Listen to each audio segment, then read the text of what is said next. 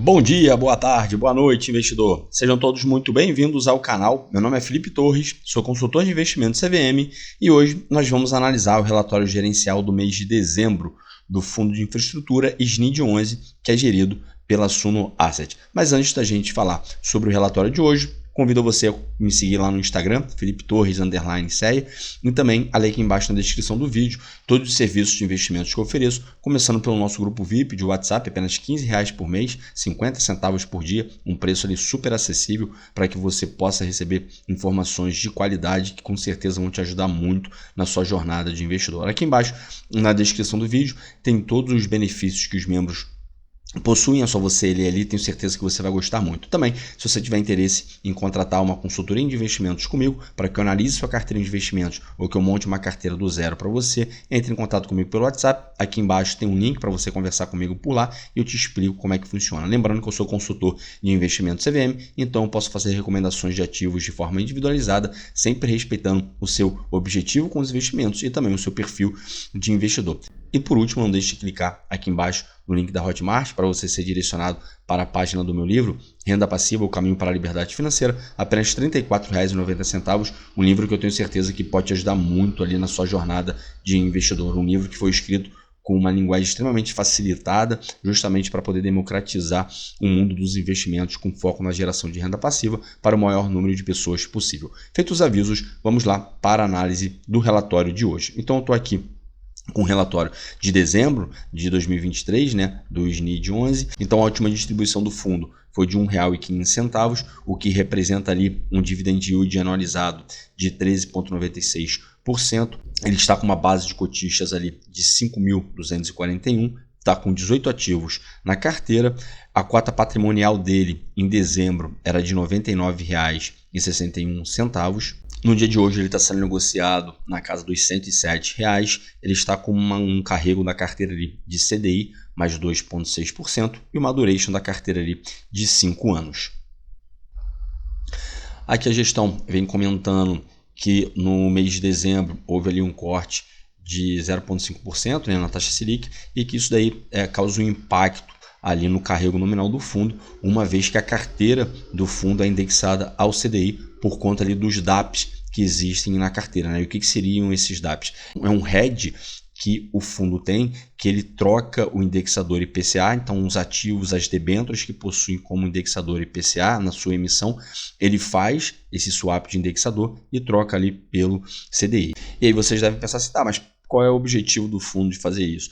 É para diminuir a questão da volatilidade, principalmente ali do valor patrimonial do fundo, porque quando nós temos ali ativos da carteira do fundo que são compostos pelo indexador IPCA, se eu tenho, por exemplo, um estresse na minha curva de juros, se eu tenho uma abertura na curva de juros, isso daí vai impactar negativamente no valor patrimonial do fundo, porque aqueles ativos que compõem o fundo, eles vão ter uma desvalorização. E aí, tendo uma desvalorização, por consequência, tem uma diminuição também no valor patrimonial do fundo. E aí também com essa mudança desse indexador, o fundo ele consegue ter uma certa previsibilidade, tentar manter ali uma certa constância na distribuição dos rendimentos ali do fundo. E a gestão vem informando ainda que mesmo com as quedas de juros dos últimos meses, o fundo tem conseguido entregar um resultado cada vez maior quando comparado ao CDI, devido à parcela fixa da carteira, que seria ali aquele spread que a gente viu, de 2,6%, que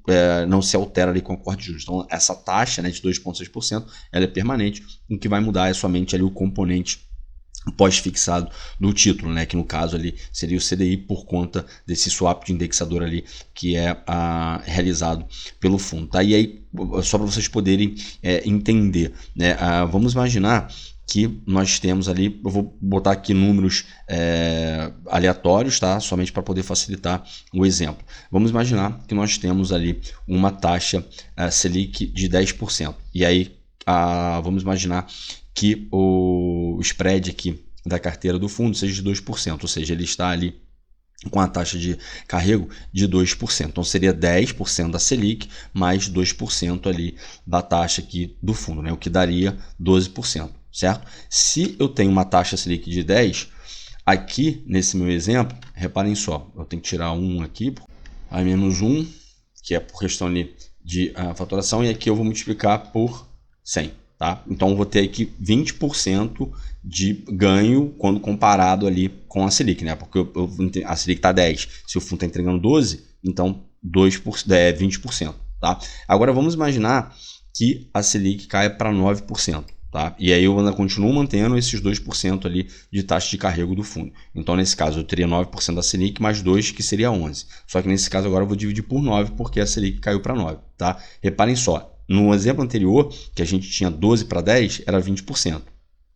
Já aqui, nesse exemplo aqui que eu dei para vocês, a minha taxa já aumentou para 22%.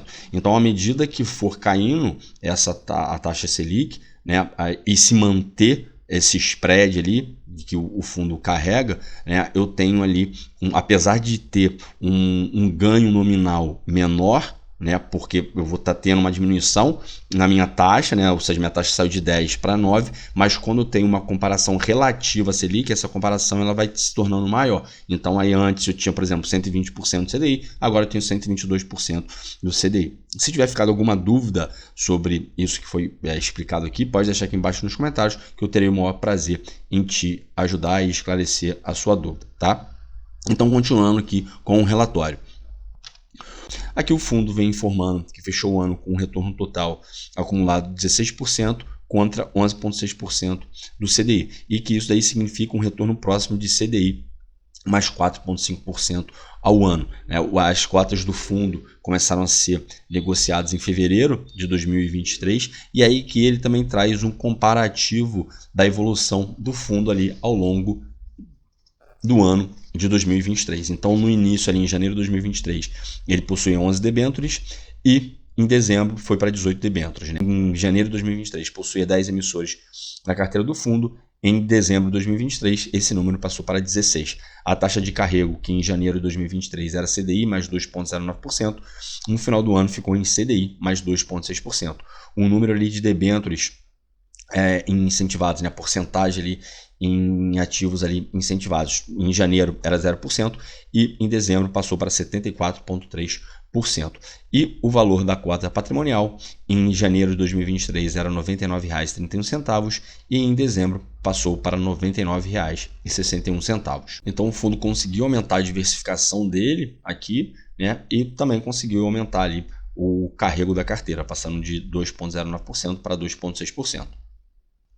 Aqui nós temos a atribuição de performance por componente ali da carteira. Então ele vem informando aqui que o componente CDI permaneceu em 11,65% ao longo do período, contribuindo com 83 centavos por cota no período. E aí somente a título de informação, né, vocês vão ver aqui, poxa, 11,65%, como assim? Mas a Selic não estava 11,75%? É porque existe sempre uma diferença de 0,1% da taxa Selic meta, que é a taxa oficial de juros do Brasil, para o CDI. Tá? Então vamos imaginar agora, né? A taxa Selic está em 11,25%, o CDI vai estar em 11,15%. Então sempre vai ter essa diferença aí de 0,1% da Selic meta para o CDI. Tá? Ele ainda vem informando aqui que o componente spread, que é o 2,6% ali, né, que é aquela taxa de carrego do fundo, contribuiu ali com 13 centavos por cota, o caixa do fundo contribuiu com 5 centavos por cota, a marcação a mercado dos papéis em carteira contribuiu com 21 centavos por cota, por conta da questão ali de fechamento da curva de juros, né?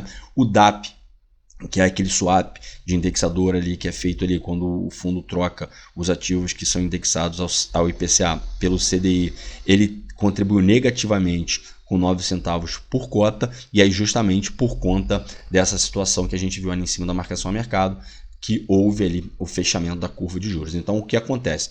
Quando ocorre ali o fechamento da curva de juros, né, esses ativos que são indexados ao IPCA, eles têm um ganho, eles têm uma valorização ali no seu valor, né, porque justamente por conta dessa questão de marcação ao mercado. Só que pelo fato desses ativos da carteira aqui terem esse DAP, terem esse swap ali de indexador, esse fechamento na curva de juros ele vai atribuir um resultado negativo nesses papéis. Por outro lado, quando a gente tem um estresse na curva de juros, quando a gente tem uma abertura na curva de juros, essa questão da marcação a mercado, né, ela atribuiria de forma negativa na carteira do fundo, ou seja, ela iria contribuir de forma negativa para a carteira do fundo, e por outro lado esse DAP iria ali contribuir de forma positiva para o fundo, tá? Eu particularmente, tá?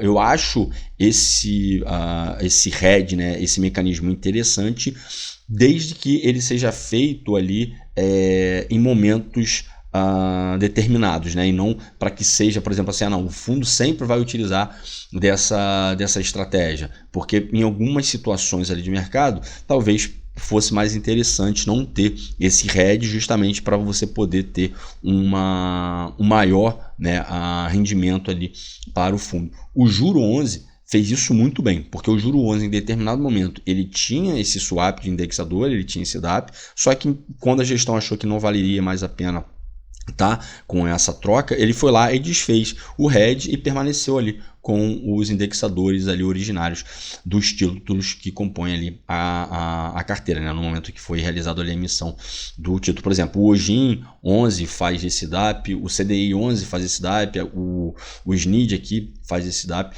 e fazem de forma, pelo menos até agora, né, o SNID vem fazendo ali de forma permanente. Então, enfim, eu, como disse, eu particularmente gosto de quando é realizado esse hedge, né, de forma ali que em momentos oportunos da economia seja mais interessante carregar ele ou não.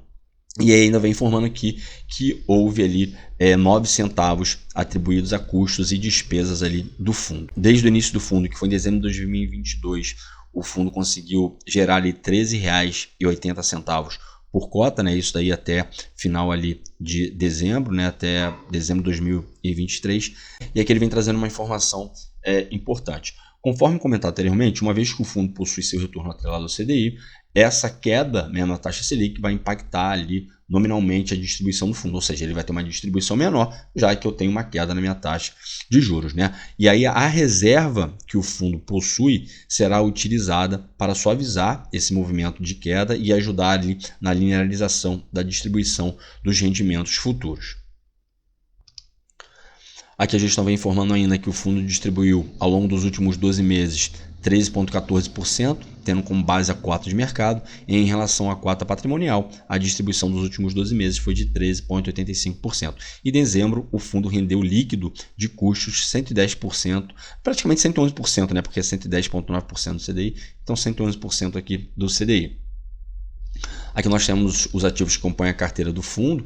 Então, o fundo ainda tem algumas debêntures ali que tem uma representatividade alta, né, no patrimônio do fundo. Então, a gente vê, por exemplo, essa debênture aqui da TESC, né, que é um terminal aqui portuário de Santa Catarina, representa praticamente 15% do patrimônio líquido do fundo. É uma concentração alta, principalmente para um setor ali que é mais cíclico, né? Porque depende de como está a economia nacional e principalmente a economia também global, né? Nós temos aqui também Rota dos Grãos, que é na parte ali no setor de rodovias, que tem uma concentração de 11,3% na carteira. E nós ainda temos 10% nesse ativo aqui da UTGNA, que é uma termoelétrica no Rio de Janeiro, então que está na parte de geração, né? Então, como a gente viu, o fundo ainda possui algumas concentrações, mas à medida que for realizando ali novas emissões, essas concentrações tendem ali a diminuírem. Aqui a gestão vem informando que possui 74% do portfólio alocado em debêntures incentivadas e outros praticamente 22%, né, 21,7% alocado ali em debêntures não incentivadas, e está hoje em dia ali com 7% em caixa.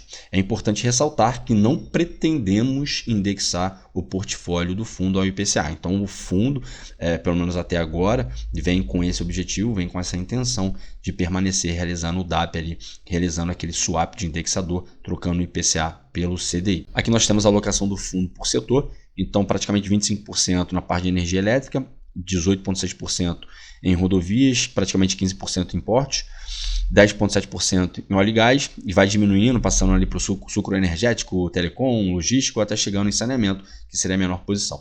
Só lembrando que o setor ali de energia, né, o setor elétrico, ele possui 3 subsetores: geração, distribuição e transmissão.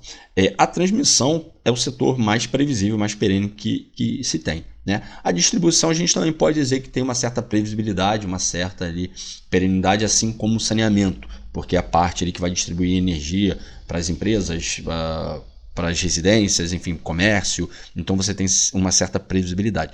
Já a parte de geração, você não tem uma previsibilidade muito boa, porque vai depender, na grande maioria das vezes, de fatores climáticos, né? Questão de chuva, questão de incidência solar, questão de ventos. Então, tem que se tomar cuidado com isso, porque muitas vezes, né, a gente vê ali, o setor elétrico é muito seguro, né, muito previsível. Com certeza, tá? A parte de transmissão é previsível, a parte de distribuição, apesar de correr o risco ali de inadimplência, né? Porque você está lidando com o consumidor final, mas você tem uma certa previsibilidade. Já a parte de geração, dependendo do tipo de geração, você não tem uma previsibilidade muito boa, né? A gente viu recentemente, né, alguns anos atrás, o que a escassez de chuva gerou na parte ali de geração pelas hidrelétricas. Então, enfim, existe ali esse risco, né, dos fatores climáticos. Então, só tomar cuidado com essa situação, porque muitas vezes a pessoa vê assim, 25% praticamente do fundo está em energia elétrica. Poxa, é um setor muito previsível, um setor muito perene. Calma aí, mas vamos ver em quais subsetores esse fundo aqui está alocado, né? Então, só tomar cuidado com essa análise.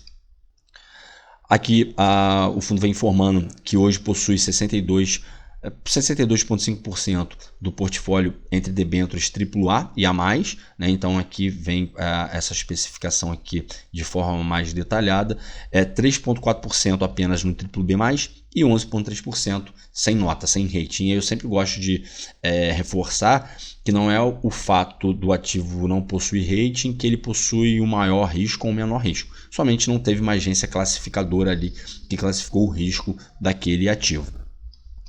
E para finalizar, aqui nós temos um resumo dos ativos que compõem o portfólio, né, explicando o que cada empresa faz. E aí depois quem tiver interesse, entra aqui para poder ler aqui, né, e se inteirar ali melhor dos ativos que compõem o portfólio do fundo. Bom, para hoje era isso. No relatório aqui de dezembro, a gente viu que não houve nenhuma movimentação, né, na carteira do fundo. Foi mais ali uma prestação de contas, digamos assim, do que o fundo fez, do que o fundo entregou para o cotista ali no ano de 2023.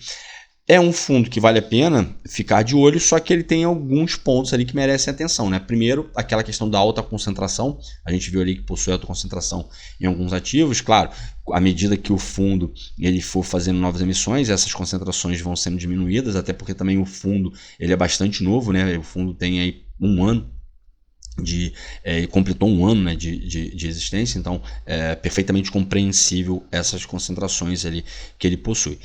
Um outro ponto é essa questão ali do swap de indexador, né, como eu falei, não que seja ruim, né, essa utilização desse hedge, mas eu particularmente, né, claro, opinião pessoal minha, isso daqui, eu gosto de fundos que trabalham ali com esse hedge de forma temporária, né? Até achar ali, não, agora é o momento ideal para a gente desfazer esse hedge e aproveitar ali os ativos, enfim, com um indexador IPCA, como foi feito ali muito bem pelo Juro 11, mas entendo as gestões que têm realizado esse hedge ali com frequência e de forma permanente, como a gente falou ali, como é o caso aqui do SNID, né, como é o caso do OGIM, como é o caso do CDI 11, mas, enfim, somente aqui a minha opinião. Eu espero que vocês tenham gostado do vídeo. Se tiverem gostado, peço para que, por favor, deixem o seu like, se inscrevam no canal, ativem o sininho para que vocês não percam nenhuma notificação do canal.